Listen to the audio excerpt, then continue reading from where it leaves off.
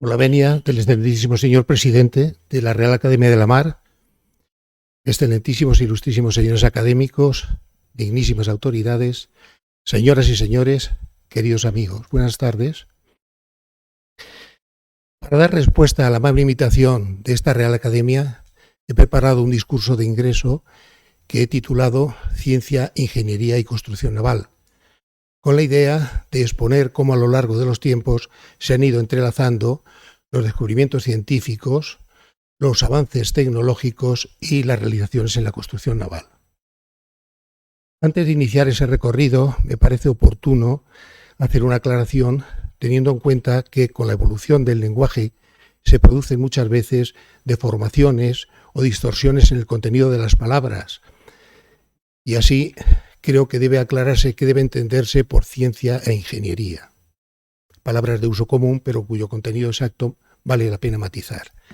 La palabra ciencia procede del latín scientia, que significa conocimiento, pero si actualmente se utiliza con precisión, debe referirse únicamente al conocimiento organizado y sistematizado relativo al mundo físico, obtenido mediante la observación y el razonamiento.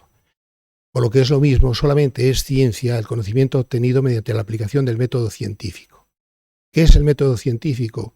Pues es un modus operandi que arranca en el año 1620, cuando el filósofo inglés Francis Bacon publicó su obra Novum Organon, que venía a oponerse a las teorías que hasta entonces se defendían, procedentes de Aristóteles, contenidas en el órganon de dicho filósofo griego. Estas ideas de Francis Bacon fueron después concretadas y desarrolladas por Descartes y por Newton, dando lugar a lo que he llamado método científico, que consta de 5 pasos, que son la observación de los fenómenos de la naturaleza, la generalización de esos fenómenos en leyes mediante un proceso de abstracción e inducción, la realización de hipótesis y teorías para explicar tanto los fenómenos observados como las leyes, después la ejecución de pruebas o ensayos para comparar los resultados obtenidos en ellas con los deducidos en las hipótesis y teorías, y por último la predicción de fenómenos no observados hasta entonces. Ese es el método científico, y cualquier conocimiento que no siga este procedimiento no es ciencia en el sentido estricto, lo que no ha sido obstáculo para que las autoridades académicas hayan autorizado que existan centros de enseñanza superior, que pueden ustedes ver en cualquier sitio, que se llaman facultades de ciencias de X, que no tienen ninguna vinculación con este método, pero yo creo que lo han hecho con la buena intención, pensando que la aportación de la palabra ciencia en ese frontispicio da mayor valor o lustre tanto a esos centros como a los profesores y alumnos que están ahí. La ciencia, en sentido puro, pues tiene diferentes ramas, siendo de interés para lo que hoy aquí nos ocupa la física y la química, con el necesario apoyo de las matemáticas, que en sentido estricto tampoco deberían etiquetarse como ciencias, puesto que no son experimentales u observacionales. Lo que sí son es un potentísimo e imprescindible instrumento de apoyo a las ciencias. Alguien ha dicho con buen criterio que las matemáticas son para las ciencias lo que la lógica es para la filosofía. Ingeniería. Bueno, pues antes de hablar de ingeniería quizá convenga decir tecnología, del griego tecne, arte, y logos, tratado. La tecnología lo define muy bien la Real Academia y dice que es el conjunto de teorías y técnicas para el aprovechamiento práctico del conocimiento científico. Una definición impecable. ¿Ingeniería y tecnología son lo mismo? No. La ingeniería es más amplia. Comprende a la tecnología, pero tiene también otro ingrediente importantísimo, que es la economía, cuyos preceptos y procedimientos deben ser tenidos en cuenta en cualquier proyecto. De manera que la ingeniería sí podría definirse como el conjunto de teorías y técnicas para el aprovechamiento práctico del conocimiento científico de manera económicamente viable. Aspecto este último que la Real Academia no contempla en su definición, a mi juicio, erróneamente. Con la palabra ingeniería ocurre también algo parecido a lo que ocurre con la palabra ciencia. También se usa indebidamente, pero con una diferencia. Mientras que se usa ciencia cuando se quiere resaltar o ensalzar algo, la ingeniería se está utilizando últimamente para referirse a actividades no tecnológicas que tienen un contenido dudoso o a veces hasta peligroso. Me estoy refiriendo, por ejemplo, se habla de ingeniería financiera. En el sentido común, la gente entiende como algo complejo y oscuro relativo al dinero. Pero ojo, y ya también la Real Academia ha recogido entre sus acepciones que es también la manipulación contable de una empresa para enmascarar su verdadero valor o contenido. Y también podríamos hablar de ingeniería social, más peligrosa todavía. Es un término que fue acuñado por el filósofo austriaco Karl Popper en el año 1945. En aquel momento quería referirse al conjunto de técnicas psicológicas y sociológicas para influir sobre las estructuras de la sociedad. Pero esto ha evolucionado y ahora mismo, cuando se habla de ingeniería social, se entiende que son procedimientos y técnicas para la manipulación de los individuos y de los colectivos, con procedimientos de cualquier índole, incluyendo, como no, hasta las prácticas ciberdelictivas. Bueno, yo creo que cuando he escrito esto pensé que no encontraría mejor lugar que esta casa y esta tribuna para proponer que nos opongamos tajantemente al empleo de la palabra ingeniería para referirse a esos conceptos y defendamos el buen nombre de la profesión que ha sido, es y será imprescindible para el progreso de la humanidad. De manera que, aclarado estos dos, queda un tercer componente en el discurso, que es la construcción naval. No necesita aclaración, es una actividad conocida por todos, por el común de la gente y mucho más por los aquí presentes. Si acaso resaltar que se trata de una industria de síntesis, que además de tener elementos y procedimientos propios, pues engloba otros muchos procedentes de diferentes sectores industriales. Se puede decir sin exageración que si una persona con formación técnica recorriese un buque de cierto porte, percibiría suficientes detalles técnicos para formarse una idea muy ajustada de cuál era el estado general de la industria en el año en que el buque fue construido. Bueno, pues hecha esta aclaración, estamos ya en condiciones de comenzar el recorrido. El recorrido es largo, pero hay dos etapas muy claras. Una que va desde la prehistoria hasta el siglo XVII, donde va a aparecer la ciencia y, en consecuencia, la ingeniería, y otra desde ese momento hasta nuestros días. En esta primera etapa, que trataré de pasarla lo antes o lo más breve posible para no abusar de su paciencia y su atención, pero no puedo omitirla porque también hubo realizaciones de verdadero interés. Entonces, resulta que la construcción naval empieza en la prehistoria, y sin ánimo de exageración, claro que no. ¿Por qué razón? Pues porque aquellas gentes que vivían en las cuevas o cavernas y no se les había pasado por la cabeza la necesidad de construirse una casa, ni siquiera una choza, que desconocían la agricultura porque recolectaban frutos silvestres y la ganadería, vivían de la caza y de la pesca y no digamos la industria, pues aquellas gentes tuvieron una necesidad que es la de tener que cruzar un río en persecución de los animales que pretendían cazar o adentrarse en un lago para pescar. Y pronto sintieron la peligrosidad para sus propias vidas que suponía adentrarse en aquellas aguas. También pronto encontraron un aliado, la madera, un tronco que estaba flotando y al que se agarraron y vieron que ni el tronco ni ellos se hundían. A partir de ahí, pues sabe Dios en qué momento y en qué épocas, tampoco importa, pero fueron evolucionando y fueron capaces de construirse una piragua o cayuco, una batanga para impedir que aquello se diese la vuelta, una balsa o almadía para poder transportar elementos pesados, que podían ser animales que habían cazado en el otro lugar, después colocar en los costados de aquella balsa unas maderas para evitar que el agua entrara en el plan de la embarcación, etcétera, etcétera. Asimismo, tuvieron que descubrir el medio de propulsarse. Probablemente el primero fue cincar, es decir, clavar un palo en el fondo y apoyarse en él, como todavía se hace en aguas someras en algunos lugares. Eso solamente vale para aguas someras. Cuando el agua era ya más profunda, pues tuvieron que acudir a diseñar palas o pagallas, y más aún cuando a alguien se le ocurrió apoyarla en una borda donde había puesto un tolete y llegar al remo. Fue un avance considerable. También debieron descubrir el efecto del viento sobre las embarcaciones, seguramente cuando tenían extendidas en perchas para que se secaran las pieles de algunos animales que habían cazado. Y con ello, pues, descubrieron, digamos, la navegación a vela con viento en popa o un largo. Hay una cosa interesante que es cómo gobernar. También tiene su origen prehistórico en la disposición en popa de dos grandes remos, que fueron las espadillas, ¿no? Se ponían uno o dos, con la particularidad de que cuando ponían uno solo, lo ponían en el costado de estribor, en el lado derecho de la embarcación, ¿eh? ¿Y por qué razón? Pues porque como la mayoría de los humanos somos diestros, creo que un 90% somos diestros, pues resulta que disponiéndole en ese costado se facilitaba el manejo de aquel gran remo por parte del timonel. Esto dio lugar a que ese costado derecha de la embarcación fuese considerado como el costado de gobierno, el lado de gobierno de la embarcación.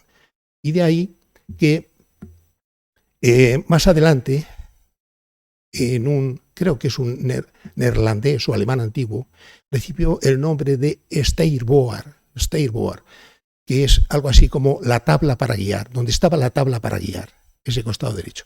De ahí procede la palabra española estribor, que está ligada al costado derecho de la embarcación y por tanto al costado de gobierno. Y de ahí procede también que se haya conservado la tradición de situar en la mayoría de los buques el camarote del capitán en ese costado. Digo a la mayoría, lo digo a propósito, porque hace unos años un buen amigo marino me contó que iba a realizar una gestión en un buque que estaba amarrado en un puerto, subió a bordo y una vez allí por la superestructura se dirigió como de costumbre a la cubierta puente al costado de estribor donde esperaba encontrar al capitán. Se encontró con la sorpresa de que estaba allí el jefe de máquinas. Al capitán lo habían colocado en el costado de babor.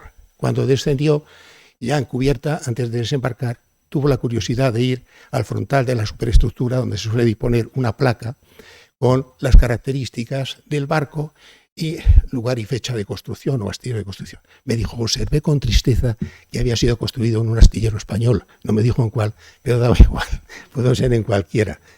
Cualquiera podemos encontrar personas o entidades que desconocen las tradiciones o que si las conocen no las aplican. Esto es así.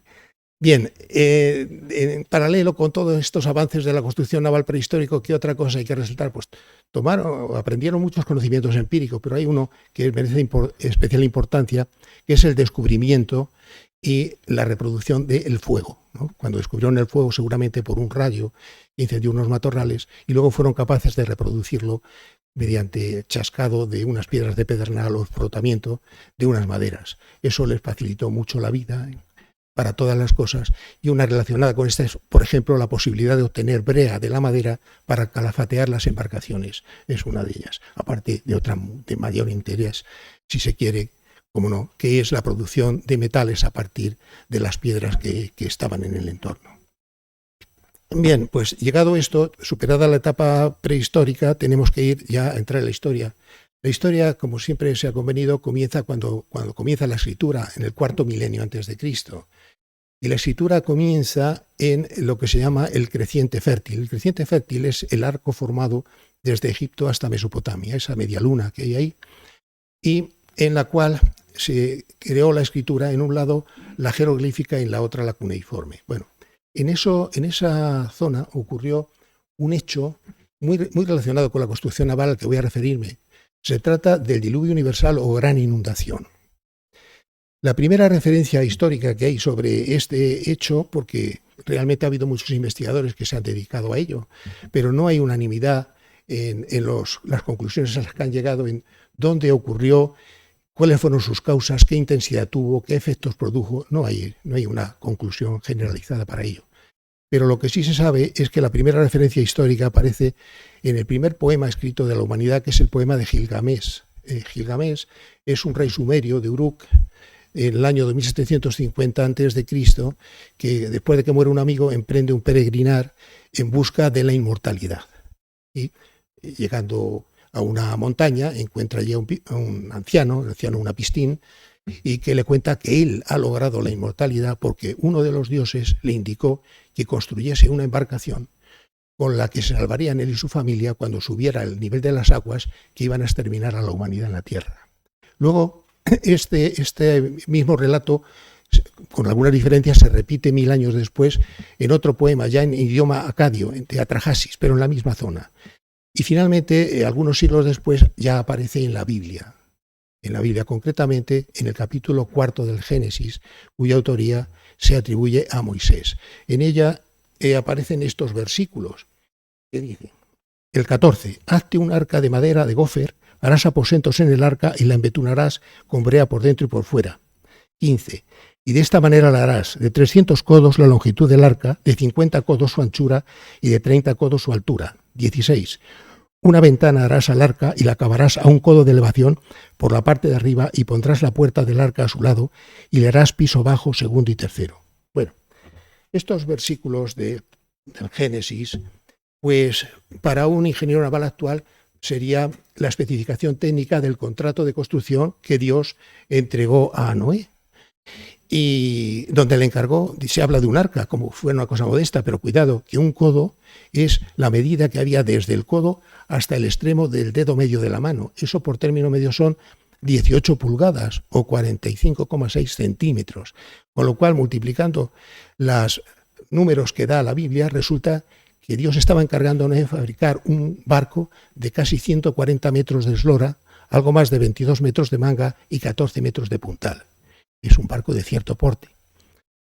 Dando un salto en el tiempo de muchos siglos y situándonos en la década de los 60 del pasado siglo XX, resultó que la compañía Euskalduna de construcción y reparación de buques se propuso proyectar y construir en su astillero de Bilbao una serie de buques que cumpliesen los siguientes requisitos. Tenían que ser altamente polivalentes, es decir, tener entrepuentes para disponer en ellos carga general diversa, tener escotillas modulares para contenedores en bodega y sobre tapas y luego ser transformados en graneleros, para lo cual los entrepuentes tenían unos ejes en su conjunción con los costados que les permitía abatirlos y desabatirlos para formar los tanques altos propios de un bulk carrier. Además, esos barcos, claro, tenían que ser compatibles con las dimensiones de las gradas y de los diques, de los muelles de construcción del astillero, y tener en cuenta también las restricciones que suponía bajar la ría.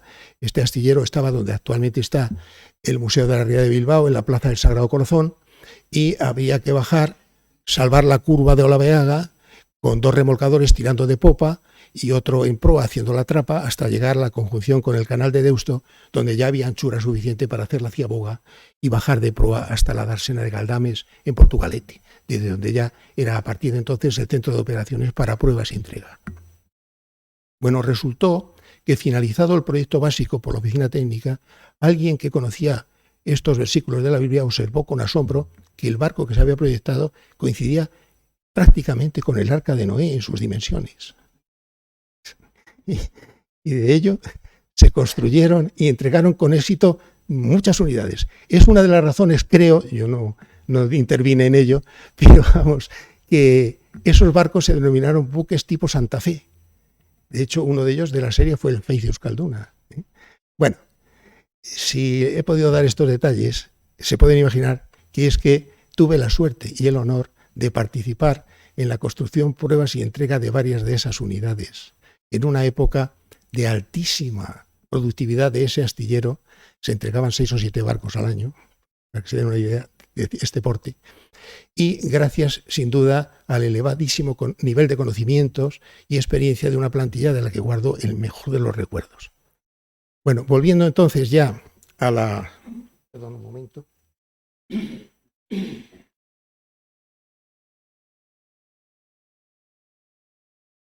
Volviendo nuevamente al relato de la historia, ¿qué conocimientos tenían esta gente del creciente fértil? Pues es importantísimo reseñar que en Egipto tenían algún conocimiento de matemáticas, pero sobre todo se inició la geometría. Y se inició la geometría, por lo que menos pueden imaginarse, por problemas de propiedad y fiscales.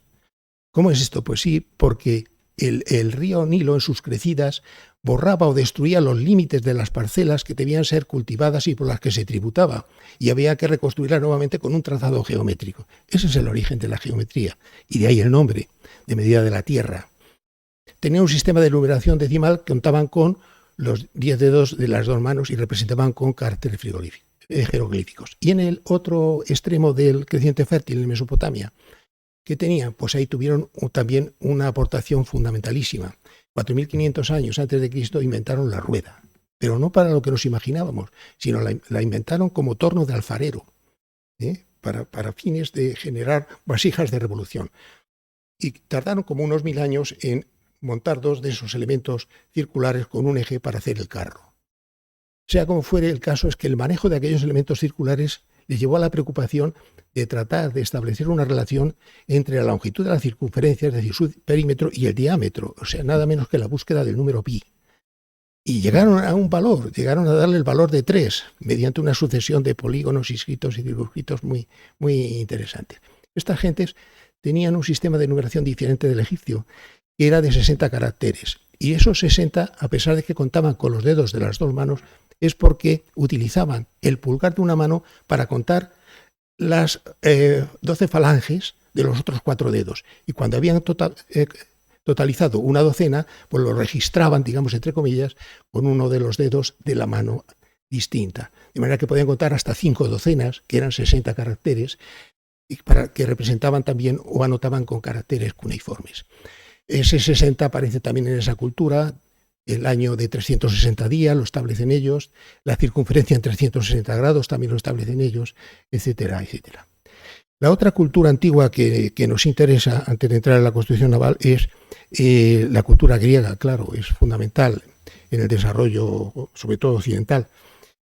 Y ahí tenemos que distinguir dos bloques. Hay un bloque de la época clásica, del siglo VIII al III, donde hay 3 subetapas en las que no me voy a entretener, pero vamos, si alguien tiene interés, que son el periodo de los poetas, luego el periodo de los sabios, los 7 sabios de Grecia, con Tales de Mileto, y que llega con sus discípulos hasta Pitágoras, y por último, y es importante, el periodo de los filósofos, que arranca con Sócrates, que establece que hay que partir del no saber para llegar al saber, ¿no? Y ahí hay 2 figuras que son Platón, que crea la Academia de Atenas, y Aristóteles, que enseña en el Liceo y que hacen unas aportaciones importantísimas en la conformación del pensamiento occidental. Aristóteles, en la filosofía de Aristóteles. No puede decirse lo mismo de su contribución a la ciencia, porque hizo una obra denominada física que está cuajada de errores. Errores en el planteamiento del sistema del universo, del movimiento de los cuerpos, etc. ¿Por qué una persona de ese nivel comete esos errores? Pues porque se empeñó en prescindir de lo que habíamos dicho que es necesario para la ciencia, de prescindir de la observación y el cálculo. Y trató de llegar a conclusiones mediante razonamientos especulativos que son válidos para la filosofía, pero no para la ciencia. Bueno, pues estas aportaciones, esa pseudociencia de Aristóteles, dada el prestigio y la autoridad de la persona, se mantuvieron vigentes hasta el siglo XVI. Es decir, tuvieron una repercusión negativa de 2000 años, que fueron en cierto modo un freno para el desarrollo o la aparición de la verdadera ciencia. El otro bloque dentro de la cultura griega es lo que se llama el periodo helenístico, que va desde la muerte de Alejandro Magno, el 300 y pico antes de Cristo, hasta la caída de aquella zona en poder de los romanos. Y ahí hay también dos áreas de conocimiento muy importantes. Una está en Sicilia, en Siracusa, donde está Arquímedes, que hace una contribución importante a la física, a la estática, con la ley de la palanca, con el equilibrio de los cuerpos flotantes, y también tiene un comportamiento de ingeniero este hombre, porque diseña y construyen un elemento para la elevación del agua, que es el tornillo de Arquímedes. Después, el otro foco de conocimiento importante, o más importante aún, está en Alejandría. En Alejandría, donde está la famosa biblioteca que reunía todo el saber de la época. Y ahí está también dos figuras eminentes. Una que es Euclides, que publica una obra que es Elementos, que partiendo de 5 postulados recoge toda la geometría que se conocía, y el otro que es Eratóstenes, que mide por primera vez el tamaño de la Tierra, es decir, el círculo máximo y el radio, basándose en las diferencias de las sombras que se producían entre 2 ciudades situadas en el mismo paralelo. Después, lamentablemente, hay otra aportación, un siglo después, de Posidonio y otros, y Estrabón, etcétera, hasta llegar, todo eso van pasando el error, hasta llegar a Claudio Ptolomeo, ya en la era cristiana, que recoge esas medidas erróneas, un 30% menores del tamaño real de la Tierra, y eso se va pasando de una generación a otra y llega hasta el siglo XV. Se cree que es posible que esa información es la que dispusiera Colón, una carta de Ptolomeo, que están editadas en Florencia el siglo XIV.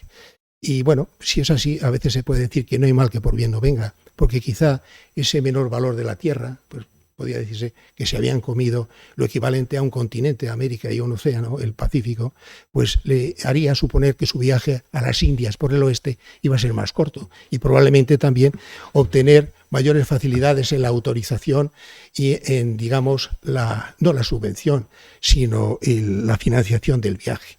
Bien, en todo esto, esta época antigua que hemos dicho, ¿cómo era la construcción naval? Pues los antiguos construían de una manera que llamaban a casco, siempre de fuera adentro, es decir, ponían la quilla y luego la traca de aparadura ya unida a la quilla y la siguiente y la siguiente. Y cómo iban poniendo las tracas, las prefijaban mediante unas cabillas que alojaban en unos aligeramientos que hacían en las tablas, como prefijadas. Y después las afirmaban mediante unos cabos de fibras vegetales en zigzag que iban pasando por unas clavijas que insertaban en las tablas en unos aligeramientos u oquedades en forma de tetraedro. Ahí es donde metían esto. Y eso lo amarraban fuerte. Una vez que habían completado ya el forro, entonces ponían las cuadernas en el interior, que también las afirmaban al casco mediante fibras, o sea, cabos de fibra vegetal con unas uniones armadas en aspa. Y terminado esto, pues lo que hacían era calafatear con estopa y brea. Bueno, por los pecios encontrados ya en el siglo VI a.C., los carpinteros de Ribera de Marsella, griegos, pasaron a construir las naves de otro procedimiento, otro sistema que Catón, el romano Catón, titula después punicana coagmenta, que significa unión al estilo púnico. Eso da idea, o debió pensar Catón, o tenía información, de que tenía origen fenicio o cartaginés. ¿En qué consistía la punicana coagmenta? Ya prescindieron de las uniones y de las afirmaciones mediante cabos de fibras, y lo que hicieron fue practicar en los cantos de las tablas unas mortajas u oquedades donde insertaban unas espigas de madera más dura. Y luego así unían las tablas 2 a 2 y a continuación esas espigas las inmovilizaban con unos pasadores, digamos, de madera dura también de forma cónica. Terminada esa unión, volvían a montar las cuadernas en el interior. Tampoco las amarraban ya con cabos de fibra vegetal, sino con una cosa que se dice en los textos, como son clavos de punta retorcida. Clavos de punta retorcida es una especie de gusanillo que tienen las barrenas de carpintero, ¿no? Pensando probablemente la facilidad de insertarlos y también de que luego no se volvieran a soltar si se tiraba de ellos. Bueno, esta punicana coagmenta fue la técnica de construcción naval que llegó pues hasta Roma. Las trirremes romanas, por ejemplo, eran construidas así. Y esos barcos, como digo, ya de mayor porte, con 3 puentes y 3 filas de remeros, pues eran barcos de formas finas, con arrufo, que tenían un palo que estaba sujetado por 4 estáis, y ese palo lo que hacía era soportar una vela cuadra, y disponían del gobierno mediante 2 espadillas a popa, tenían un ancla para fondeo, y en la proa habían dispuesto lo que llamaban los romanos el rostrum, que es un espolón recubierto de bronce que era arma ofensiva y que además les hacía ganar alguna velocidad, es decir, era un bulbo en técnicas actuales de construcción naval. Bien, pues hemos llegado a la Edad Media, que se puede pasar muy rápidamente, porque ¿qué ocurre ahí? Pues ocurre que los conocimientos matemáticos son recogidos, de Grecia, son recogidos por los árabes y hacen algunos desarrollos en numéricos y en álgebra. La física sigue muerta, no progresa nada. ¿Por qué no progresa nada? A pesar de que en esa época se crean en muchas ciudades lo que se llamaron primero estudios generales y luego universidades. Pues no progresa nada porque muchas de ellas también, que estaban gobernadas, sobre todo las que estaban gobernadas por la Iglesia, lo que predomina es la escolástica. En la escolástica lo que se trata es de conciliar la teología cristiana con la antigua filosofía griega y arrastrando a la filosofía griega va también esos conocimientos pseudocientíficos de Aristóteles, de manera que no hay nada que hacer. Eso sigue intangible y defendido en las nuevas universidades. La química sí da un giro radical, pero en un sentido que hoy nos parecerá muy raro, que es la alquimia, y tratan de, su intención única es transmutar los metales innobles en oro. Esa es su preocupación, mediante lo que llaman la gran obra en presencia de la piedra filosofal. Y los gremios, con su conocimiento empírico, hacen cosas maravillosas. Quizá la más notable de todas son las catedrales, o sea que no estaban también el sentido común y los conocimientos empíricos que habían adquirido, aunque todavía la ciencia y la tecnología no se habían desarrollado, hicieron obras tremendas que nos maravillan todavía hoy día, ¿no? En la Edad Media se observa que los países del norte hacen construcciones navales con el forro atingladillo, con el solape de las tablas, que quizá, creo yo, les permitía ser menos rigurosos en el dimensionamiento y ajuste de esas tablas. Pero pronto después pasan al mismo sistema de los países del Mediterráneo y ya pasan a la construcción a tope. Y se va abandonando progresivamente en lo que habíamos llamado antes la punica anacoagmenta. Se pasa a construir ya de dentro a fuera. Es decir, primero se pone la quilla, la roda y el codaste, y después se ponen las varengas que se van afirmando a la quilla mediante unos pernos pasantes.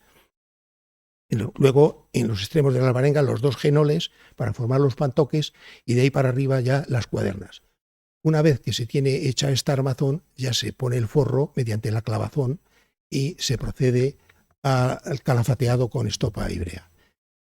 Se piensa que debieron tener una gran habilidad en el manejo del cáñamo por la cantidad que tenían que manejar tanto para la jarcia, para la cabullería, como para la confección de las velas que tenían entonces. Hay una aportación importante también en la Edad Media, y es que en el siglo XII-XIII se deja ya las espadillas como elemento de gobierno de los buques y se pasa al timón de codaste con una caña y un palo vertical que en aquella época llamaban pinzote, que no tiene nada que ver con lo que hoy día entendemos por el pinzote de los timones, ¿no? Y eso, hubo un cambio, como digo, radical ya en el gobierno de las embarcaciones.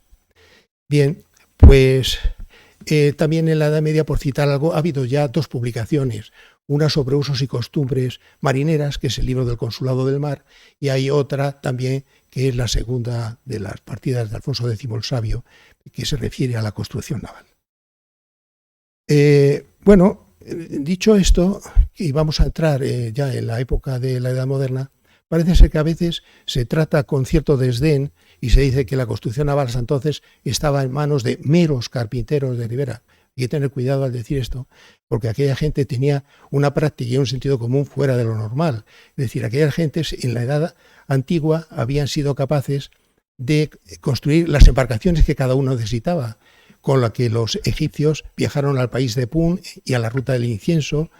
Después están los fenicios, creadores del alfabeto, sembraron de colonias el Mediterráneo, como hicieron también los griegos, que llegaron a Troya y derrotaron a los persas en Salamina, y los cartagineses y los romanos tuvieron diferentes enfrentamientos tratando de controlar ese mar que era tan vital para todos ellos. Bien. Y ya en la época, últimos años de la Edad Media y principios de la Edad Moderna, pues nada menos que Colón llegó a América, Vasco de Gama a la India, se descubrió el Pacífico y el Estrecho de Magallanes, y Juan Sebastián Elcano dio la vuelta al mundo, creando ya una unión para un comercio internacional hace exactamente 500 años. Todo esto sin que la ciencia en el sentido estricto y la tecnología hubieran aparecido. De manera que debemos mirarlos, yo creo que no con desdén, sino al contrario, con mucho respeto por lo que hicieron. En la época ya de la Edad Moderna, o sea, después del descubrimiento de América, en ese siglo XVI y principios del XVII, hay diferentes publicaciones todavía que se refieren a conocimientos empíricos de aquella gente que se dedicaba a la construcción naval y la navegación. Está, por ejemplo, el libro Espejo de Navegantes de Alonso de Chávez. Está también el arte de fabricar, fortificar y aparejar naos de guerra y mercantes, que es muy conocido, de Tomecano, las Reales Ordenanzas de 1607, 13 y 18, Diálogo de un vizcaíno y de un montañés, que es una crítica a las ordenanzas, etc. Pero el verdadero punto importante en el siglo XVI se produce el año 1543. En España y en Europa gobierna el emperador. Y en esa fecha, el astrónomo y canónigo polaco Nicolás Copérnico, con las observaciones que había realizado, llega a la conclusión de que todo lo que tenía el mapa de Ptolomeo, de que la Tierra era el centro del universo, estaba equivocado. Y se remonta a lo que había predicho el griego Aristarco de Samos, y quien ocupaba ese lugar era el Sol. De manera que eso lo comprueba con sus observaciones y Ptolomeo así lo plasma en su obra que se llama Revolutionibus Orbium Celestium, el año 1543. Cuando se habla a veces de un giro copernicano, nos estamos refiriendo a esto. En ello sigue arrastrando un error, y es suponer que las órbitas de los astros son circulares, el error que venía de antiguo. Ese error es subsanado como unos 60 años después, ya siglo XVII, 1609, por Kepler. Kepler lo que hace es recoger las observaciones que ha hecho su maestro Tycho Brahe en el Observatorio de Praga, y con ellas las maneja muy bien, las interpreta muy bien, y llega a la conclusión de que las órbitas de los planetas son elípticas y el Sol está en uno de los focos. Y con eso lo recoge y lo resume, crea las leyes de movimiento de los planetas y las publica en su obra Astronomía Nova. Pocos años después, 11 años después, hay una fecha, en 1620, que mencioné al principio, donde el filósofo y canciller de Inglaterra, Francis Bacon, publica el Novum Organon, que es la base de arranque o principio del método científico. Y con todos estos ingredientes que hay ahí, pues Galileo está desarrollando ciertas cosas de mucho interés. Ha resuelto la ley de movimiento del péndulo, ha estudiado la caída libre de los cuerpos, ha fabricado un telescopio y luego ha introducido unos conceptos fundamentales en la mecánica, el concepto de inercia y el concepto de fuerza, que es lo que modifica el estado de reposo-movimiento de un cuerpo, proceden de Galileo.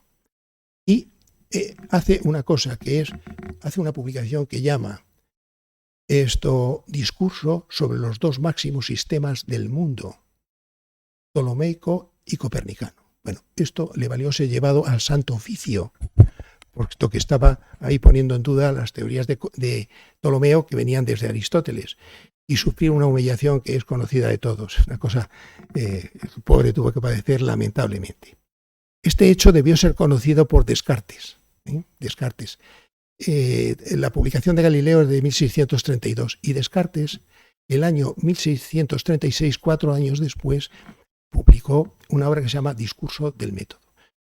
El título completo es Discurso del método para dirigir bien la razón y buscar la verdad en las ciencias. ¿Dónde lo hace? Pues tomó todas las precauciones del mundo para que no le pasara lo que a Galileo. Lo publicó en Leiden, en Holanda, en una zona calvinista.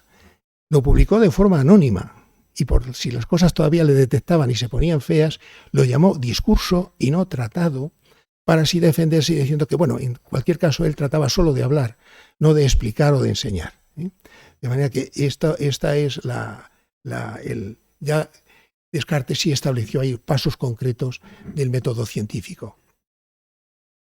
El elemento, desde ese momento de la publicación de Descartes, han de pasar pues 50 años, hasta 1686, donde Newton publica Principios matemáticos de filosofía natural. Esta es la obra fundamental, porque va a establecer las leyes fundamentales de la mecánica y la ley de la gravitación universal. Es posible que todos hayamos visto algunas ilustraciones donde aparece un personaje del siglo XVI, XVII, ataviado de esa manera, que cae una manzana a su lado o a veces sobre la cabeza, depende del ilustrador, y dice, así Newton descubrió la teoría de la gravitación. Bueno, eso es una interpretación infantil que pudo ser inducida por un amigo suyo, un tal William Stuckley, que era un médico y anticuario inglés, amigo de Newton, que acudiría a su casa con alguna frecuencia, donde sí se sabe que había manzanos a su alrededor. Y probablemente los dos amigos se sentaran allí a un lado y vieran caer alguna manzana y se preguntarían por qué cae y no sube, ¿no? Pero de ahí a decir que así descubrió, eso es inadmisible.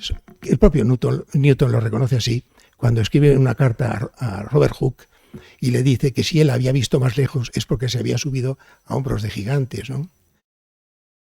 Este Robert Hooke que he mencionado también tuvo una aportación importante. Es el que establece el principio de proporcionalidad entre esfuerzos y deformaciones, que es el arranque de la teoría de la elasticidad. Bien, ¿qué otras cosas tenemos ahí?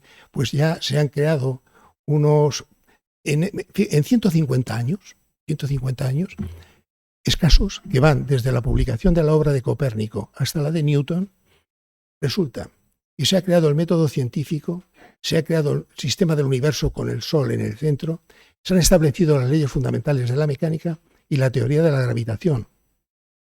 Pero es que además, como diría Platón, algo debió ocurrir en el mundo de las ideas en esa época, porque observando lo que pasaba, vemos que en esa misma época vivieron y aportaron las obras Miguel Ángel Buonarroti, Velázquez, El Greco, Zurbarán, Rembrandt, Rubens, Cervantes, Lope de Vega, Shakespeare, Molière. Era un niño Vivaldi y acababan de nacer Bach y Händel. No se puede pensar en una mayor densidad de talento concentrada en unos pocos países. Sería envidiable tenerlos hoy, ¿verdad?, a estos. Bueno, a partir de la obra de Newton ya se tienen elementos para que haya aplicaciones prácticas. Y el primero que lo intenta es el propio Newton. Newton, aparte de esas obras que he citado, había creado las bases del cálculo diferencial e integral junto con Leibniz y trata de encontrar el perfil que ofrece menor resistencia al avance en un fluido. No cabe duda que lo que trataba era, como todos aquellos de la época, es de las potencias marítimas, encontrar los barcos de mayor velocidad y mayor capacidad de maniobra. Eso estaba claro. Bueno, hay un procedimiento que no podríamos entretenernos ahora en decir qué es lo que hacía, quizá poco adecuado para. En esa misma época, contemporáneos de él, pues son Pascal y los Bernoulli que establece su libro Hidrodinámica, D'Alembert también hace publicaciones sobre equilibrio y movimiento de fluidos, y hay una obra importantísima que es el Principia Motus Fluidorum, que es de Euler, que establece conceptos fundamentales de presión, potencial de velocidades y cavitación. Esa es una aportación de Euler. Pero todas ellas no son de aplicación directa a los barcos. La primera aplicación directa ya viene en el siglo XVIII y la hace Pierre Bouguer. Pierre Bouguer es un científico francés que ha formado parte de la expedición de la Condamine, que fue a la zona de Perú, Ecuador, a medir el arco correspondiente a un grado, ¿no?, de meridiano. Y Pierre Bouguer publica una obra, creo que es el año 1743, publica una obra que se llama Traité du Navire, y ahí hace aportaciones importantes en cuanto a formas de los buques, en cuanto a estructura y, ojo, estudia la estabilidad y llega a una conclusión y establece un concepto importante que hoy manejamos, que es el metacentro. Es una creación de Bouguer en esa época. Una contribución por parte española, pues años después, 25 años después más o menos, 1771, la hace Jorge Juan, que curiosamente había formado parte también de la misma expedición científica que Bouguer y que publicó su examen marítimo como un libro de referencia para la construcción naval, que ya había él recomendado al Marqués de la Ensenada que era necesario para que los nuevos conocimientos científico-técnicos fuesen arropando o tomasen carta de naturaleza en la construcción naval. Bien, podemos decir que 2 años después de la publicación de Jorge Juan muere. Murió el año 1773. En esa época, en esa fecha de la muerte de Jorge Juan, podemos decir que ya la construcción naval había recibido los beneficios o la base de la ingeniería naval, o más concretamente de una de sus ramas, de la arquitectura naval. Además, se había creado en España ya el Cuerpo de Ingenieros de Marina. Este año hemos celebrado el 250 aniversario de la creación de las enseñanzas de nuestros antecesores, por parte de Carlos III. Pero, como decía, ya tenía presencia la arquitectura naval, pero no la otra rama de la ingeniería naval, que hoy denominamos ingeniería marítima, y que iba a permitir incorporar a los barcos máquinas, equipos y materiales que los iban a transformar por completo. Para ello, hacía falta que la ciencia tuviera unos desarrollos potentes en 2 cosas, una en el calor y en el electromagnetismo, y luego, mucho más recientemente, la ha tenido también en la electrónica y la informática. El calor era conocido de antiguo como una circunstancia, una sustancia, digamos, le llamaban el calórico los antiguos, que lo que hacía era producir un incremento de temperatura en los cuerpos, para lo cual se habían desarrollado diferentes termómetros, pero de ahí no pasaban. Sin embargo, el año 1712 se da en Inglaterra. Thomas Newcomen construye una máquina alternativa con el fin de poder extraer agua de las minas inglesas. Esa máquina era muy sencilla, consistía en una pequeña caldera que producía vapor y ese vapor pasaba a un cilindro que al desplazarse el extremo del vástago movía un balancín y ese balancín lo que hacía era alterar o desplazar una bomba alternativa que extraía el agua. Bueno, esto pues tuvo su importancia. Jorge Juan conoció la máquina y parece ser que le recomendó al marqués de la Ensenada que la adquiriese para ser utilizada en las minas españolas. No sé con qué resultado.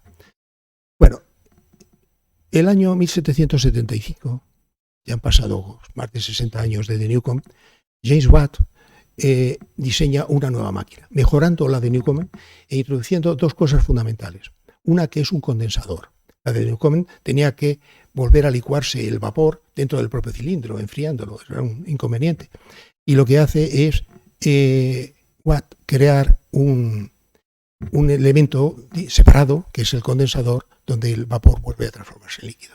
Y otra contribución importante es que crea un mecanismo de manera que el movimiento alternativo del vástago pueda transformarse en movimiento rotativo. Claro, esto le daba una serie de aplicaciones enormes.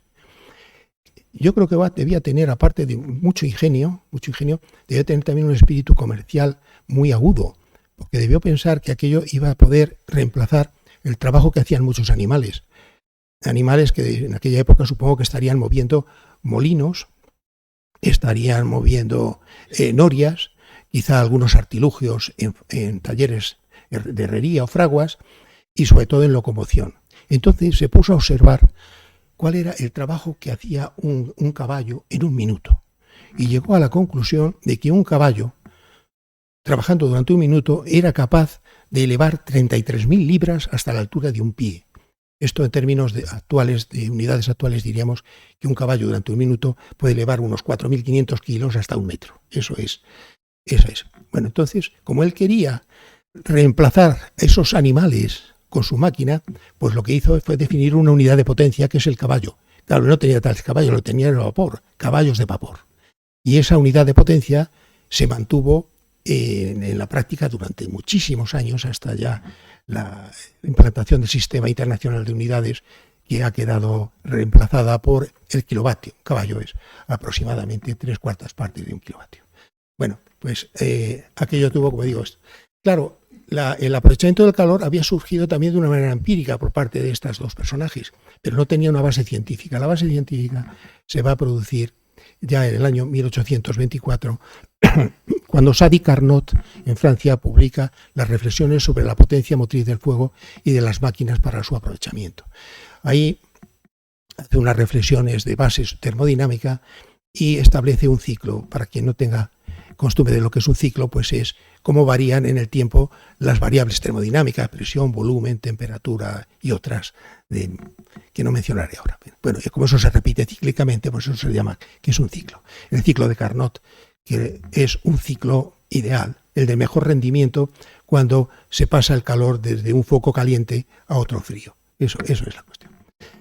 Bueno, pues ya a partir de ahí, ya el calórico, ese elemento fluido extraño, ya pasa a ser considerado de otra manera. Resulta que el calor lo que es una forma de energía. Y eso lo establece Joule, que hace un experimento y logra conocer cuál es el equivalente mecánico del calor. ¿Sí? Esto es, hoy diríamos, calorías julios. Eso es lo que ya establece Joule. Se han sentado ya los cimientos suficientes para que a partir de 1850 hay dos personalidades enormes, que son Clausius y Lord Kelvin, que estos ya establecen unos conceptos fundamentales de la termodinámica. Establecen el concepto de energía interna, el de entropía, el de temperatura absoluta y formulan dos postulados que son los dos principios fundamentales de la termodinámica. La obra estaba ya casi terminada, fue completada ya tiempo después con la teoría cinética del calor de los gases por Maxwell, Boltzmann y Gibbs. Bueno, quiero decir que a partir de ahí ya sí había una base científica fuerte. Entre tanto, la máquina de Watt había seguido mejorándose y habían introducido en ella volantes de inercia, regulador de velocidad, válvulas diferentes tipos de expansión. Y esa máquina estuvo en se empleó por primera vez a bordo hacia 1803 en un barco por un tal Robert Fulton, que le instaló en un barco accionado por una rueda de paletas. Y como 30 años después, Smith y Ericsson la instalaron en un barco ya para mover una hélice. Esta última solución, digo, que se mantuvo luego durante más de un siglo. Quizá la última presencia importante de máquinas alternativas, pues la podemos ver en los famosos barcos Liberty, que tuvieron una acción tan importante en la Segunda Guerra Mundial, transportando materiales de Norteamérica a Europa, y que estaban accionados por una máquina alternativa de triple expansión de 2.500 caballos. Faltaba utilizar el vapor de otra manera, quizá que con otras posibilidades, y para eso hacía falta una revisión termodinámica. Esa la introdujo en 1859 Rankine. Rankine observó que el ciclo termodinámico de Carnot era óptimo, pero inejecutable en la práctica por muchos motivos. Y entonces él hace un ciclo termodinámico que ya sí es ejecutable. Y hay una obra que se llama Teoría termodinámica de las máquinas de vapor saturado seco y sus aplicaciones. Bueno, eso después ya pasa de ser vapor saturado seco a vapor sobrecalentado en el ciclo de Gir, y da pie a que años después Charles Parsons diseñe la turbina de vapor. Ahora, la turbina de vapor tenía unas posibilidades de potencia muy diferentes y enormes, pero para la aplicación naval tenía dos inconvenientes. Uno es que giraba a muy altas revoluciones, con lo cual habría que crear un sistema de engranajes reductores para poder acoplarla a la hélice, para que girase el eje de cola a las revoluciones convenientes de la hélice. Y otro inconveniente que tenía es que la turbina, a diferencia de la máquina alternativa, que sí era reversible, giraba solo en un solo sentido, siempre en el mismo sentido, con lo cual pues la solución fue incorporar la turbina de Ciar a bordo. Y bueno, los barcos, con esa solución fue magnífica para barcos que necesitaban mucha potencia, como es el caso de buques de guerra, o bien que no solo por la velocidad, sino por el desplazamiento. Y estuvo vigente pues la turbina de vapor, por ejemplo, en España, recuerdo hasta el año 73, en grandes petroleros que eran accionados por máquina de vapor y que hubo que, en algunos casos, amarrarlos y en otros transformarlos, porque esta tenía un consumo específico en gramos de combustible por caballo hora que no podía competir con el mismo elemento de los motores diésel. Estas máquinas que hemos citado, tanto la máquina alternativa como la turbina de vapor, eran máquinas de combustión externa, es decir, el calor se generaba fuera. Y esto a un francés que es Baudot-Rochas se le ocurrió que había que diseñar una máquina donde el calor se generara en la propia máquina, no en otro elemento externo. Y así diseñó un ciclo termodinámico y trató de hacer un motor que no le resultó. Pero hay un alemán, que es Otto, que años después sí lo consigue. Y este se llevó todos los honores y creo que hasta la patente. Se habla del ciclo Otto, que es, en términos vulgares, digamos que es el motor de gasolina. Pero Otto no lo creó con gasolina. ¿No había gasolina entonces? Pues no lo sé, si había refinerías, y ya igual más de 50 años que las había. Pero lo que no tenía es un elemento fundamental, que es la posibilidad de incorporar un combustible líquido a la corriente de aire que aspiraba el motor. Eso no lo tenía. Eso es lo que ha habido durante muchos años, era el carburador. El carburador fue diseñado por Maynard, que es un ingeniero que junto con Daimler y Benz son la casa Mercedes, diríamos hoy. Eso es. El carburador tiene bastantes años después a la creación del motor por Otto. Entonces, ¿con qué combustible se manejó Otto? Pues con gas del alumbrado. El gas del alumbrado que se generaba pues calentando carbón, leña, etcétera, y que ya estaba presente en numerosas ciudades que se alumbraban con ese gas. Fíjense que muchos años después, en la época de la Segunda Guerra Mundial, por la carencia de combustibles líquidos, se volvió a esto y se utilizaron coches con gasógeno, que aparecen por ahí numerosas fotografías de vehículos públicos, taxis y particulares también, llevando detrás una especie de calderín, que era el gasógeno, que a partir de carbón y leña y tal, pues podía generar el gas que consumía el motor de gasolina. Supuesto motor de gasolina. Este motor lo observó Rudolf Diesel y encontró en él una pega, y es El rendimiento de ese motor de Otto mejoraba cuando mejoraba o aumentaba la tasa de compresión. Pero tenía un límite, porque si comprimían demasiado la mezcla, había detonaciones y destruía el motor. ¿Y por qué destruía el motor? Y luego no ha pasado eso, pues porque tampoco había otra cosa, que son los aditivos antidetonantes.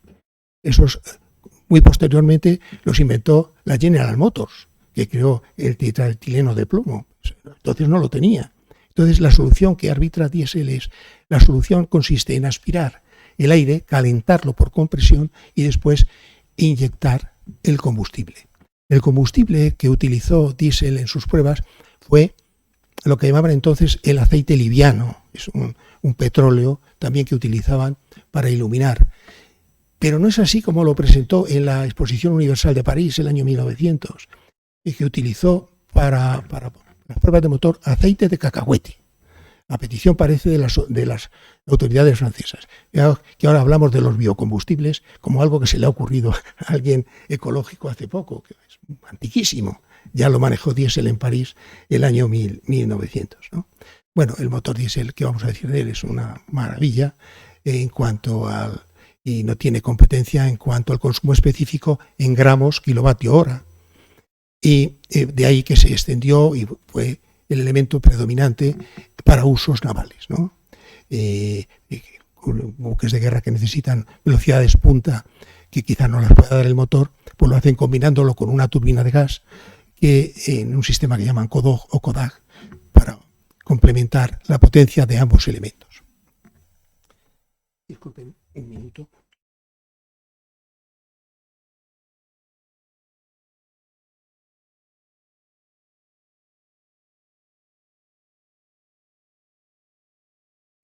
El otro elemento, decíamos, que fue base para la ingeniería marítima fue el electromagnetismo. El electromagnetismo eran cosas conocidas de antiguo, sí. Hay unas referencias de Plinio el Viejo que habla del pastor Magnes, que el cayado metálico y los clavos de su zapato se le quedaban adheridos a una piedra magnetita, debía ser. ¿La electricidad era conocida de antigua? Pues también. De hecho, la palabra electrón es griega, significa ámbar. Y es el recuerdo de que aquellos griegos, cuando flotaban un trozo de ámbar, pues después se adherían a él diferentes partículas. Pero eso queda ahí. Y llega hasta el siglo XVI, y hay el médico de Isabel I de Inglaterra, Sir William Gilbert, es el que hace unos ensayos con imanes. Y después también crea el electroscopio para detectar si un elemento tiene electricidad estática o no. Pero claro, para poder trabajar en eso, cargas eléctricas no existen en la naturaleza. ¿Dónde voy a una carga eléctrica para experimentar? Y esto se le ocurrió a von Guericke, un alemán, que lo que hizo fue, yo creo, tenía conocimiento de los griegos, construir una bola de azufre con ciertos minerales, ponerla una manivela, darla vueltas y hacerla rozar en la otra mano, y así se cargaba de electricidad estática. Ahí ya tenían algo con lo que se podía descargar y probar si aquello se atraía o se repelía. Pero no había una fuente de corriente. La fuente de corriente, la clave, la da el año 1800 Alejandro Volta. Volta estaba observando cómo su amigo Galvani estaba experimentando con cadáveres de ranas que estaban colgadas de un gancho. Y cuando las tocaba con el bisturí, aquello se contraía. La interpretación que dio Volta es que había dos metales, el del gancho y el del bisturí, que eran diferentes, y había un elemento conductor que era el nervio de la rana. Y entonces él diseñó una pila, disponiendo rodajas alternativas de cobre y de zinc separadas por otra de fieltro impregnada en salmuera. Y así consiguió, poniendo varias en serie, pues tenía más, digamos, ahora voltaje en su honor, pero entonces, digamos, más diferencia de potencial. Claro, el asunto es fundamental. A partir de ahí ya se tenía una fuente de corriente y ya se pudieron hacer cosas que las hicieron, pues, ver qué efectos magnéticos tenía esto. Y la clave, la aportación fundamental, la da Faraday. Faraday hace dos cosas. Una, que es colocar dos electrodos en el agua y ver que se rompe la molécula del agua, la electrolisis. Hoy están en los periódicos hablando de las electrolineras, llaman ahora, ¿no?, para generar hidrógeno verde. Eso es lo que se dice ahora. Eso ya lo había descubierto Faraday y estaba ahí latente. Pero la otra parte, quizá más fundamental, es la inducción electromagnética. Faraday descubre que un cable eléctrico por el que circula una corriente que está alimentada por una pila de volta crea un campo magnético en su entorno y viceversa, que un campo magnético variable induce una corriente en un conductor. Bueno, ya las bases estaban hechas y hay dos personajes. Uno es Zenobgram, que crea la dinamo, que tiene una expansión, unas ventas inmediatas, y el otro es Tesla. Tesla también se habla ahora mucho con relación a unos coches, que es el que crea el primer motor de corriente alterna y la corriente polifásica que se podía transmitir. Bueno, con esto, todos estos ingredientes que hemos dicho también tuvieron una incorporación naval progresiva en cuanto a la electrificación de los barcos.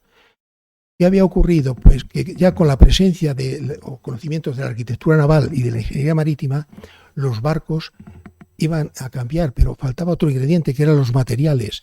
Y los materiales, hubo un ensayo en Birmingham y otro en Glasgow de crear unas gabarras fabricadas con hierro fundido. Bueno, y después Dupuy-de-Lôme hizo ya un barco completo con materiales de fundición de hierro y propulsado por hélice. Tenían varios inconvenientes, y es que la calidad de aquellos materiales pues parece que tenían cierta fragilidad, sufrían unas corrosiones amplias, y otra cosa muy importante es los desvíos que producían en la aguja magnética con la que se gobernaba el barco, no tenía otro procedimiento, y aquello pues había que solucionarlo. La solución la dio William Thomson, que después es Lord Kelvin, es ennoblecido como Lord Kelvin, que crea la bitácora. Y todavía esas dos esferas que vemos ahí en la bitácora, roja y verde, se llaman esferas de Thomson, en recuerdo de la contribución que hizo este personaje, ¿no?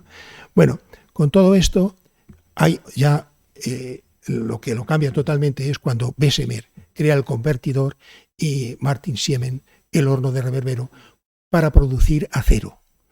La disposición de acero en lugar de hierro fundido transformó el panorama, porque ya se podían construir barcos igualmente resistentes, pero mucho más ligeros de peso.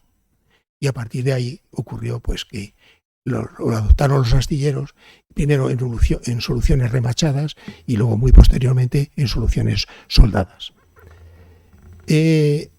Claro, la disposición ya de materiales metálicos para construir los barcos accionados mecánicamente por máquina alternativa o por motores cambió totalmente esto. A esto se unió además una época en la que hubo una fuerte emigración hacia América. Estamos hablando ya del siglo XIX, con lo cual se necesitaban barcos y barcos que cumpliesen una ruta de navegación en horas. Es decir, el problema que se planteaba es que el barco tiene que cumplir una velocidad y para eso tiene que estar dotado de una potencia que garantice que va a cumplir esa velocidad. ¿Cómo sabemos antes de construir un barco que va a cumplir la velocidad? Bueno, pues la solución dio con ella William Froude. William Froude, en 1870 y tantos, es el que determina que la resistencia al avance del barco tiene dos componentes. Una que es de fricción, que se puede calcular por una fórmula empírica con bastante aproximación, y la otra que es la resistencia por la formación de olas que genera el propio barco. Bien, y esa se puede obtener solamente en aquella época mediante un ensayo con modelos, un modelo a escala que siempre que cumpla que el cociente entre la velocidad y la raíz cuadrada de la eslora tomen el mismo valor en el modelo que en el barco. Ese cociente dividido por la raíz cuadrada de la gravedad es lo que conocemos desde entonces como el número de Froude. Es el número de Froude. Y claro, Froude hace otra contribución importante también. Los movimientos en la mar de los nuevos barcos de casco metálico con máquina a bordo eran muy diferentes de los barcos de vela. Entonces diseña o llega a la conclusión del diseño de las quillas de balance. Esto lo hace. Dentro de la misma familia, su hijo, William Froude, Robert, hace otra contribución importante, que es los coeficientes de Stella, coeficiente rotativo relativo, etcétera, para el diseño de hélices. Hay otras contribuciones en la época, no podemos olvidar de Osborne Reynolds, que hace de estudios en tuberías y habla de paso de flujo laminar a turbulento, estableciéndose con el número también que lleva su honor, el número de Reynolds. Y luego ya más recientemente hay una contribución procedente de la aeronáutica, que la hace Prandtl, por una parte, que es la teoría de la capa límite para la resistencia viscosa, y por otro lado está la teoría de circulación, que la hacen Kuta y Yukovsky. Bien, pues quiero decir con esto que con estos avances que se han ido produciendo a lo largo del tiempo, ha habido también ya estoy casi, voy cerca de terminar, hacer una contribución importante que no procede del campo ni de la ciencia de la tecnología, sino de la preocupación por la seguridad marítima. Me refiero a que ya en el siglo XII-XIII los venecianos tenían preocupación por los accidentes que sufrían los barcos, que generalmente se producían por sobrecarga. Esto lo que hicieron fue crear unas cruces de hierro que clavaban en los cascos de los barcos para limitar el calado. Hasta ahí podían llegar, ¿no? Luego la Liga Hanseática, los países que forman parte de ella, los puertos que forman parte de ella, también establece condicionantes, y ciertos puertos del Mediterráneo establecen también ciertas normas. Y en Inglaterra los países están preocupados por los accidentes que hay, sobre todo con ese incremento de tráfico marítimo. Hay un diputado que es Samuel Plimsoll, que hace una aportación en el Merchant Shipping Act, y que establece la limitación del calado dibujando o pintando en los cascos de los barcos un disco, hoy que lo conocemos todo, el disco de Franco Bordo o el disco de Plimsoll. Pero claro, todo eran acciones individuales de gobiernos.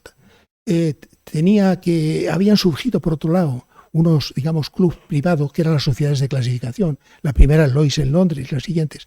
Primero como cámaras de intercambio de información y luego ya como generadores de reglas que iban a garantizar una cierta seguridad de comportamiento de los barcos.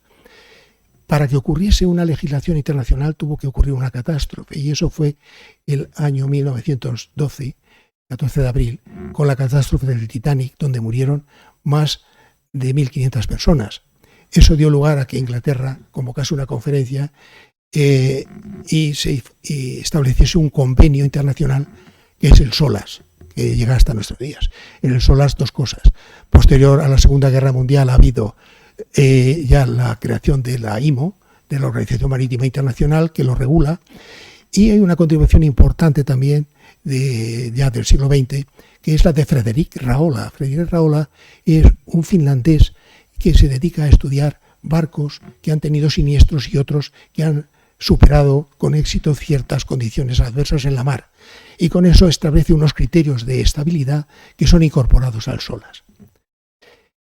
La otra cosa que también ha incidido en la regulación de la construcción naval fue el salvaguardar la polución en los mares, y eso se produjo también con otra catástrofe el año 1967, que fue la catástrofe del Torrey Canyon en las islas Scilly, al sur de Cornualles, y que produjo una verdadera inundación de combustible en las costas francesas y británicas.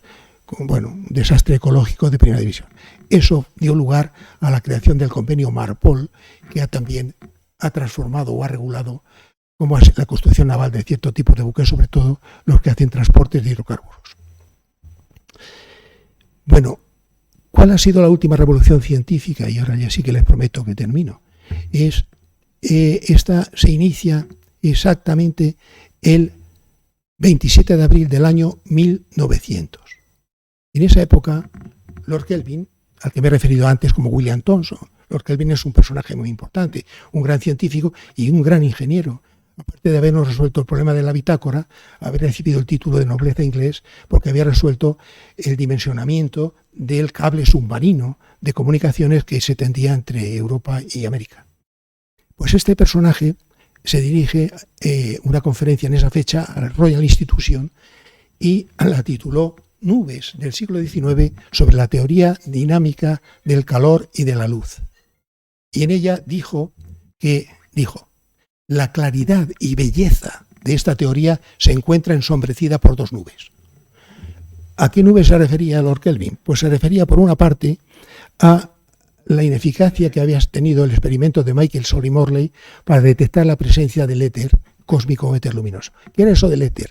Bueno, pues los científicos pensaron que si las ondas sonoras se propagan con un soporte que es el aire, las ondas electromagnéticas, entre ellas la luz, necesitaban otro soporte que no veíamos ni tocábamos, pero que estaría ahí llenando el universo, que era el éter, lo llamaron el éter.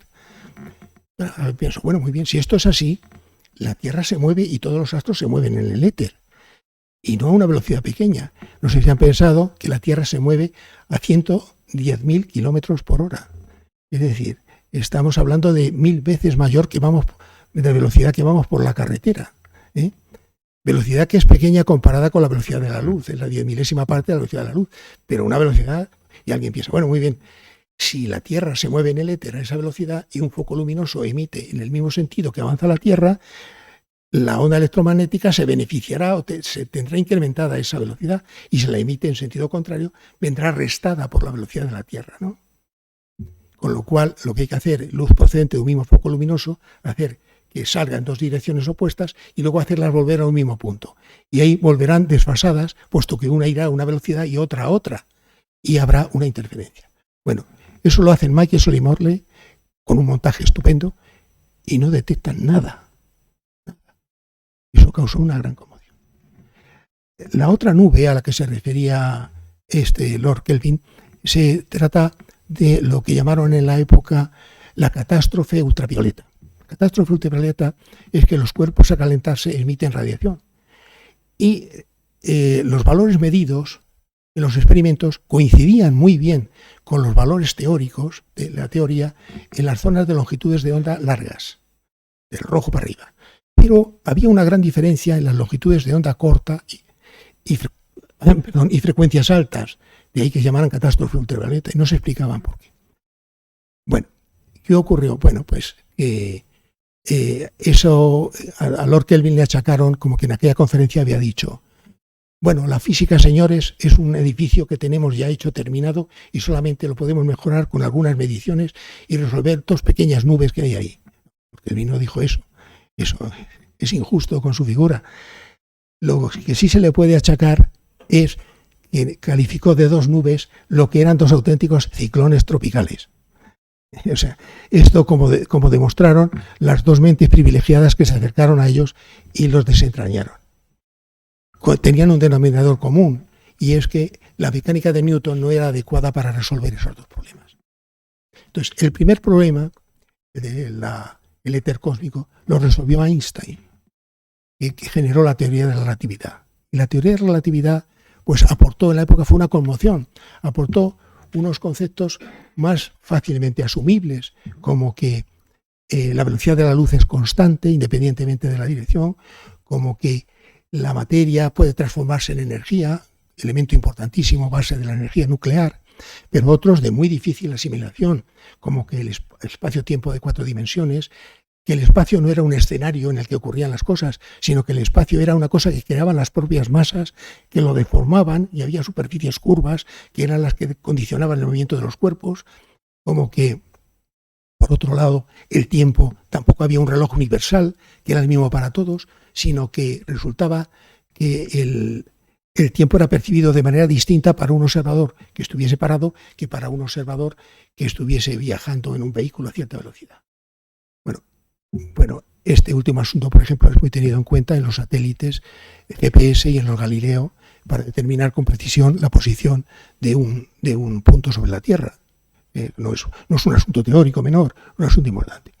Como decía, la conmoción que creó y la incredulidad de la teoría de la relatividad en aquella época es muy simpática y lo resume muy bien el hecho que ocurrió en Nueva York en el año 1931, cuando Charles Chaplin, esto fue el estreno de su película Luces de la ciudad, e invitó a todas las personalidades que estaban en la ciudad, entre otras a Einstein, que estaba allí de visita, todavía no se ha ido a vivir a América.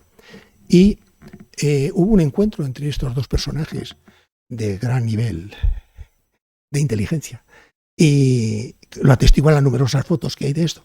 Quienes presenciaron el encuentro contaron que el saludo que Einstein le dijo a Chaplin fue: lo que más admiro de usted es la universalidad de su arte. Sin decir usted ni una sola palabra, le entiende todo el mundo. Un saludo, desde luego, muy elegante y cortés. Pero la respuesta de Chaplin tampoco estuvo a menor nivel cuando respondía a esto. Le dijo a Einstein: su gloria y su mérito son mayores que los míos, porque a usted le admira a todo el mundo sin que nadie entienda una sola palabra de lo que usted dice. Bueno, dicho esto, el otro tema que decíamos, que es la catástrofe ultravioleta, fue resuelta por Max Planck. Max Planck, que es otro de la Universidad de Göttingen, otro alemán importantísimo, que es lo que dice que la clave estaba en que la energía no se emitía de manera continua, sino en paquetes o cuantos. Ese es el origen de la mecánica cuántica o física cuántica, que después fue ampliada y desarrollada por Schrödinger y de Broglie, por un lado, y la parte matricial por Heisenberg. También la mecánica cuántica pues tiene cosas de difícil asimilación, como que una cosa y su contraria pueden existir simultáneamente, o ese experimento que llaman de la doble rendija, o el principio de incertidumbre, etc. Pero hay cosas de las que nos estamos beneficiando. Los semiconductores, los transistores, los microondas, el láser, la resonancia magnética, el telescopio electrónico. Todas estas cosas son derivadas de esa magnífica aportación. Y se nos anuncia que pronto podremos disponer incluso de ordenadores cuánticos, que van a ser mucho más potentes y veloces que los actuales. Como resultado de esa última y gran revolución científica, la industria se benefició en general, y también, como no, la ingeniería y la industria naval. Ya desde hace muchos años pues ya se hacen proyectos asistidos por ordenador o CAD, se hacen también simulaciones con dinámica de elementos fluidos, se hacen también cálculos de elementos estructurales de elementos finitos, las máquinas en los talleres funcionan con control numérico, etcétera, etcétera. Ha habido un progreso y ya entramos en la etapa que se ha llamado de la digitalización, que tendrá un avance a una velocidad enorme. Todo esto que acabo, como resumen o como conclusión, tenemos que decir que todos los desarrollos científicos, los avances tecnológicos y las realizaciones de la construcción naval parece que deberían haberse realizado en un ambiente de general aceptación y júbilo por parte de todos, ¿no? Y agradecimiento, pero no siempre ha sido así. No siempre ha sido así. Basta pensar para saber que ha habido siempre, en algunas ocasiones, fuerzas e intereses de distinta naturaleza que han tratado de bloquear o boicotear esos avances. Y si no, basta con que nos acordemos del proceso tan humillante que sufrió Galileo, de los diferentes boicots que tuvo Isaac Peral en su proyecto de submarino, de una cosa que quizá no he dicho, que me pasaría antes, que es que Rudolf Diesel murió, pero no porque le reventaron un motor, sino murió porque yendo desde Amberes en un ferry a Southampton, pues desapareció en el Canal de la Mancha y su cadáver fue encontrado 10 días después en un estado lamentable de descomposición. Identificaron que era él por las pertenencias que llevaba encima, ¿no? Algunos pensaron que tenía algunas dificultades graves económicas derivadas de su actividad empresarial y otros pensaron que había sido asesinado para evitar que vendiera las patentes al gobierno británico, que parece que era el objeto de su viaje. De manera que, como digo, también otro bloqueo en el camino son las misteriosa y sospechosa muerte de Rudolf Diesel. Y aquí, más recientemente, dentro de esas extrañas fuerzas e intereses, pues tenemos el desmantelamiento injustificado, a mi juicio, y lamentable, de una gran parte de la industria naval española. De manera que, bueno, alguien lo explicará en su momento. ¿Qué es lo que ha cambiado últimamente? Pues con relación a la historia, posiblemente en eso nada, esas fuerzas seguirán apareciendo. Lo que ha cambiado mucho es la información que se transmite a la opinión pública, que ahora mismo es desbordante en los medios y en las redes de comunicación, desbordante, en las que brota de cualquier manera y no siempre de forma veraz y objetiva. Eso me llega a pensar que si Lord Kelvin que he citado varias veces, viviera hoy entre nosotros, no diría que ve en el horizonte dos nubes, sino probablemente diría que a la hora de razonar y tomar decisiones en su trabajo, se encuentra inmerso dentro de una espesa niebla informativa, a través de la cual ve algunos destellos luminosos que no siempre le orientan en la dirección correcta. He dicho. Quizás serían necesarios más que instantes de silencio y de reflexión para asimilar e interiorizar la profundidad y alcance de la intensa y detallada exposición de nuestro querido académico Jesús Panadero Pastrana. Pero la tarde y la sesión nos aprieta los tiempos. Lo dejaremos para deberes en casa con el libro con los discursos que tenéis a vuestra disposición y prometemos que no va a haber examen final. Cuando se me consultó para aceptar el encargo de replicar el discurso de su ingreso en la Real Academia de la Mar, no lo dudé un instante. Por el contrario, inmediatamente lo vi como oportunidad para profundizar en la vida y obra de un buen y conocido compañero, ingeniero naval y oceánico, de quien creía que sabía casi todo sobre él, nada más lejos de la realidad. Repasando lo que conocía de él, me asaltaban tal cúmulo de bondades que quise contrastar la información y percepción con más amigos y compañeros, algunos también académicos, con motivo de objetivar más mis propios puntos de vista.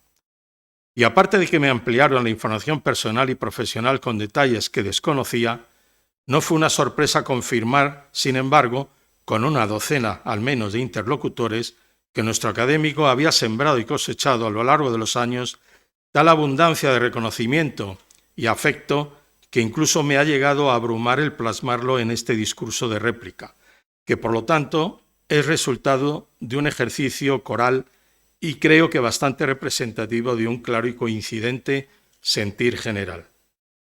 Pero iniciemos nuestra andadura esta tarde de noviembre, en la parte que me toca, en esta casa, que es la sede y la casa de la ingeniería y de los ingenieros, y hoy también, como muchos otros, de los amigos y amantes de la mar.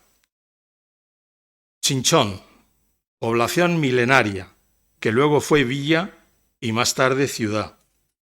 Sus inicios datan del Neolítico y en el siglo I fue un importante asentamiento romano que dejó su impronta de planificación de la población original, y el posterior asentamiento árabe aportó el aprovechamiento y organización de sus regadíos que fueron proporcionando actividad agraria y ganadera histórica a sus habitantes al estar regada por los ríos Tajo y Tajuña. Existen también restos del poblado íbero del que permanece una necrópolis de gran interés arqueológico y turístico. Su enclave orográfico natural facilitaba su defensa y en alto, en su núcleo más antiguo, se encuentra la iglesia de la Asunción, construido en el siglo XVI y que sufrió, como todo el pueblo, su arrasamiento por las tropas francesas durante la Guerra de la Independencia. Testigo singular fue Francisco de Goya, que por aquellas fechas era vecino de Chinchón y en 1812 pintó el cuadro de la Asunción de la Virgen que podéis contemplar en el centro de su altar mayor y que lo hizo por encargo de su hermano Camilo, por entonces capellán de la iglesia. Entre esta iglesia y el antiguo Hospital de la Misericordia, del que hoy queda su ermita, tiene su hogar actual, junto con su esposa María Ángeles, nuestro muy estimado académico Jesús Panadero Pastrana, en una construcción, entorno y ambiente de hace unos 500 años. Pues bien, Jesús nació y estudió el bachillerato elemental en Chinchón como alumno libre del Instituto Cardenal Cisneros de Madrid y el bachillerato superior y el preuniversitario en el Colegio San Ignacio, ya en Madrid, también adscrito al Cardenal Cisneros. Fue siempre un alumno aplicado y brillante, como hemos podido comprobar, con una gran afición y facilidad para las matemáticas y la física, por lo que decidió cursar el selectivo de la Facultad de Ciencias en la Universidad Complutense de Madrid, que era común y obligatorio para todos los alumnos que después fuesen a estudiar una ingeniería en el plan de estudios de 1957, que era un plan de 7 años. A medida que avanzó en los conocimientos de matemáticas y física, decidió que le gustaría dedicarse a una profesión donde esos conocimientos se aplicasen para ejecutar proyectos complejos.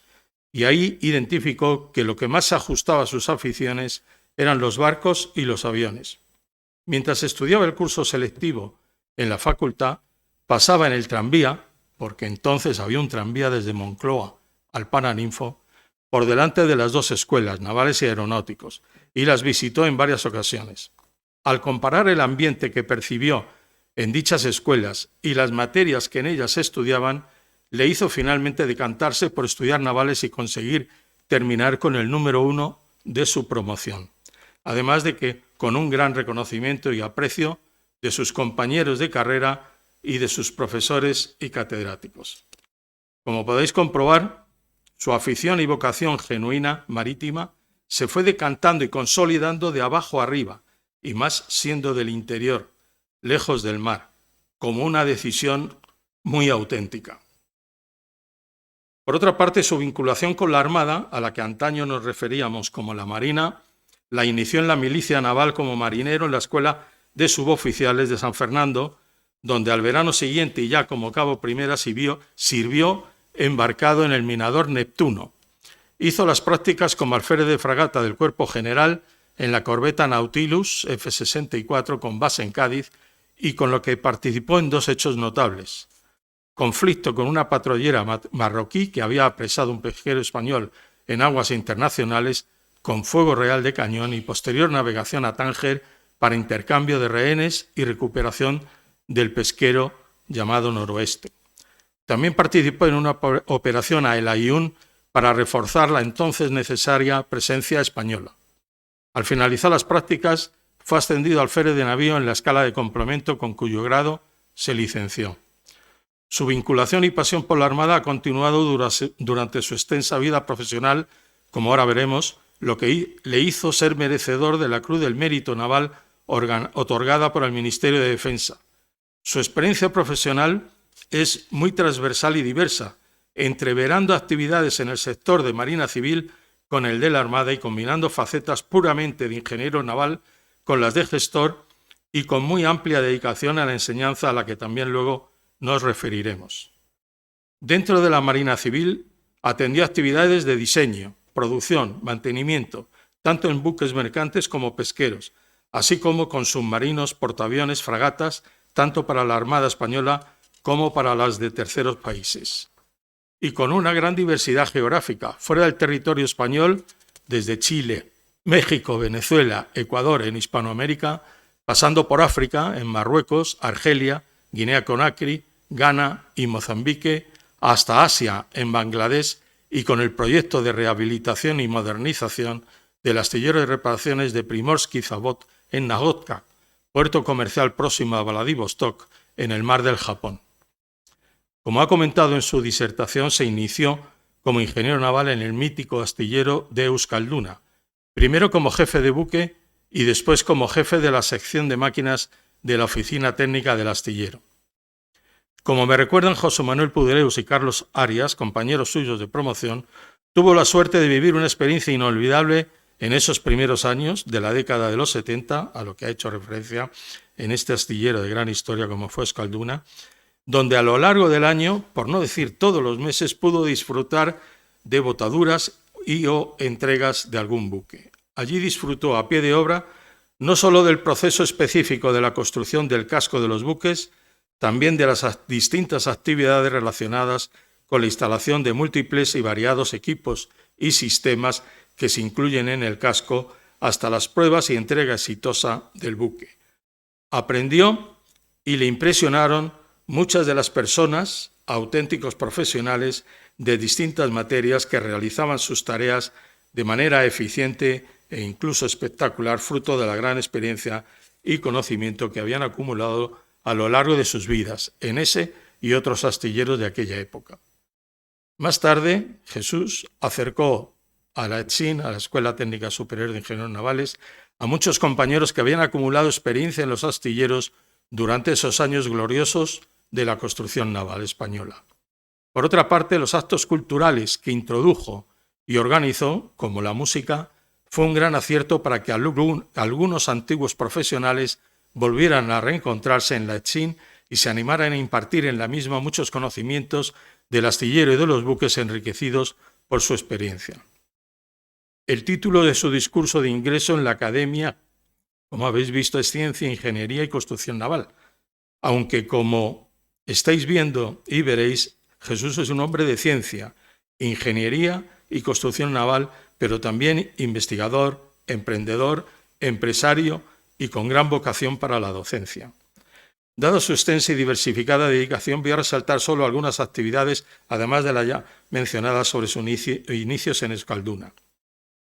Para la flota pesquera de Angola, su actuación en este asunto fue motivada porque los 37 barcos que, habiendo sido encargados en España por Angola, habían sido construidos y entregados por los astilleros constructores y llevaban más de un año amarrados en los muelles de algunos astilleros o en puertos comerciales, ensuciándose sus cascos y generando costes de mantenimiento y vigilancia que los astilleros reclamaban al gobierno de Angola con visos de derivar en un serio incidente diplomático. Los barcos no podían salir porque no tenían tripulaciones, ni respetos, ni pertrechos, ni redes para operar, así como algunas carencias técnicas que no habían sido detectadas por la inspección polaca que vigiló su construcción. En una visita a Madrid, el ministro de Pesca y del gobernador del Banco de Angola fue contratado por ellos con los poderes necesarios para solucionar el problema, consistiendo su actuación en obtener un crédito complementario para pagar los trabajos y suministros a ejecutar, discutir con los astilleros los costes devengados por mantenimiento y estadías y negociar para rebajarlos, varar los barcos para limpiar y pintar sus cascos, probar todos los sistemas y corregir sus deficiencias, definir y gestionar los respetos, pertrechos y redes necesarios, llenar tanques de aceites y combustibles, formar tripulaciones, realizar pruebas de mar antes de la salida hacia Angola, envío de los barcos a Angola en flotillas de 5 unidades. Como podéis comprobar, acumuló una panoplia muy diversa tanto en aspectos puramente técnicos como de gestión general y financiera y también de formación. Otra relevante faceta que quiero destacar es la de su reiterada presidencia desde noviembre de 2015, fecha en la que fue nombrado presidente de la Comisión Permanente de Investigación de Accidentes e Incidentes Marítimos, CIAIM, del Ministerio de Transportes, Movilidad y Agenda Urbana, para un mandato de 6 años y que en noviembre de 2021 fue renovado en el cargo para un segundo mandato. Dicho así, se podría pensar que no tendría por qué tener un gran mérito, pero si tomamos en consideración que fue elegido y mantenido en su cargo, conviviendo con varios cambios de ministros y equipos ministeriales, pero ítem más, con cambios de partidos en el gobierno, se llega a apreciar su cargo mucho más al reconocérsele su tino, mesura, discreción y habilidad para dirigir una actividad cuya gestión es tan delicada como son los accidentes e incidentes marítimos. Me recuerda a Honorio Sierra que con el cambio de siglo, el Colegio de Ingenieros Navales, con Joaquín Coello como decano, inició una tarea para elaborar criterios desde la perspectiva de las empresas marítimas y de los profesionales del sector, que pudieran ayudar a las escuelas de ingeniería naval a elaborar los nuevos planes de estudios que se debían adaptar a los criterios generales de la Unión Europea. Con este fin se creó una comisión que recabara la opinión de expertos y de las empresas para que elaborara el informe pertinente. Uno de los expertos consultados, como catedrático, que lo era entonces de la Escuela de Madrid y al mismo tiempo empresario de tecnología naval, fue Jesús Panadero, quien aportó a la comisión unas ideas básicas claves sobre el modo con el que convenía abordar la elaboración de un plan de estudios de cualquier carrera. Terminado esta fase del trabajo, el colegio decidió dar un paso más en el mismo camino y elaborar un plan de estudios de referencia para títulos de ingeniería naval para la formación del ingeniero naval y oceánico, con el fin de concretar más aún la ayuda a las escuelas españolas. El nuevo equipo que se formó para este fin, más técnico y reducido que el anterior, incluyó ya a Jesús Panadero, que tuvo en él una participación muy intensa y tras recabar la colaboración de un centenar de profesores y profesionales, no solo del sector naval, dicho equipo llevó a cabo el trabajo encomendado por el colegio. Se dio la feliz circunstancia, mira por dónde, de que un par de años después Jesús Panadero fuera elegido director de la Escuela de Madrid y tuviera así la oportunidad de aplicar los resultados de todo aquel trabajo previo en la elaboración de los nuevos planes de estudio de los títulos de grado y de máster de la ETSIN que aún están vigentes.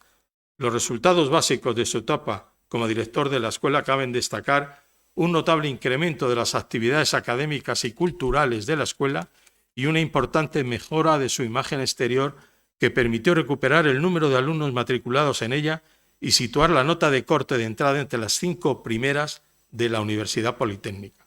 Situar a la escuela en el grupo de centros con mejores ratios dentro de la Politécnica. Crear un máster en Ingeniería Naval Militar para oficiales de Marina de diferentes países de habla española del que se han celebrado con éxito varias ediciones. Creó una nueva especialidad de grado sobre el proyecto de artefactos y equipos para la industria offshore, todavía en proceso de implantación.